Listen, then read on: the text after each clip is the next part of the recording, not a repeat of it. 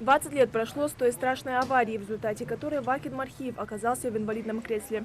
Водитель не справился с управлением и врезался в машину Вахида. Он никого не винит. Просто обидно, что заплатить собственным здоровьем за чужую безответственность пришлось именно ему.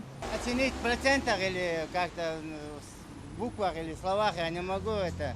Надо самому почувствовать. Конечно, очень трудно. Тяжело.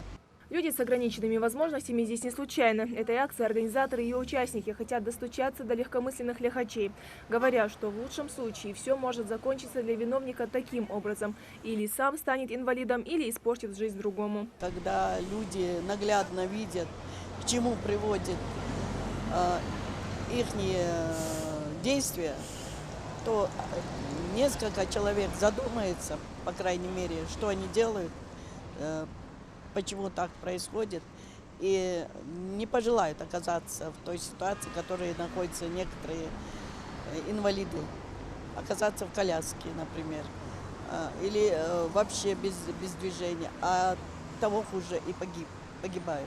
На войне, как говорится, все средства хороши. Сегодня настолько участились случаи ДТП, что цифры потрясают. Общественность просто обязана предпринять хоть какие-то меры для урегулирования ситуации, призывают в Комитете по делам молодежи.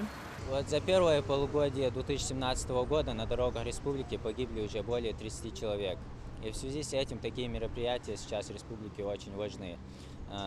Такие мероприятия Комитетом по делам молодежи проводились и раньше очень часто. Сотрудники ГИБДД, в свою очередь, тоже делают все возможное, чтобы предупредить и предотвратить ДТП, но почему-то картина не меняется. Непонятно, куда и зачем так спешат. В последнее время у нас участились случаи, в результате которых погибают молодые люди, даже бывают случаи, что погибают целые семьи.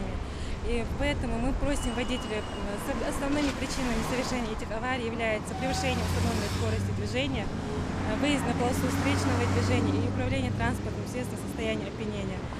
И мы просим сегодня, мы стараемся достучаться до сознательности наших водителей, просим соблюдать скоростной режим, не нарушать правила дорожного движения. Водителям раздают брошюрки, где доступно объясняется, как должен вести себя водитель или, точнее, мусульманин за рулем. Терпение, сдержанность и взаимоуважение автолюбителя. Именно эти качества во многом залог спокойствия на дороге.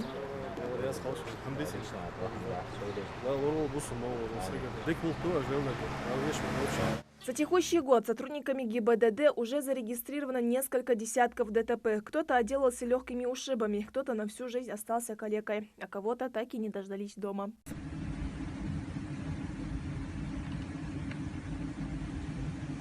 И неужели погоня за пресловутым чувством адреналина и желание довести стрелку спидометра до отсечки стоит таких последствий? Организаторы надеются, что водители выберут для себя правильный ответ на этот вопрос. Индира Манкиева, Капур Чахкиев, Новости 24.